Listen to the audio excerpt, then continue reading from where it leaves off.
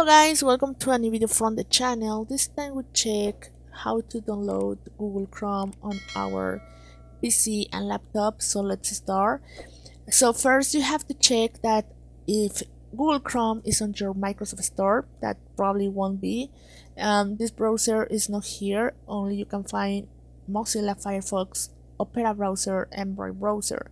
If you like to have Google Chrome, I recommend you to go to your browser and then write Google Chrome, and you will find the official page of Google Chrome here.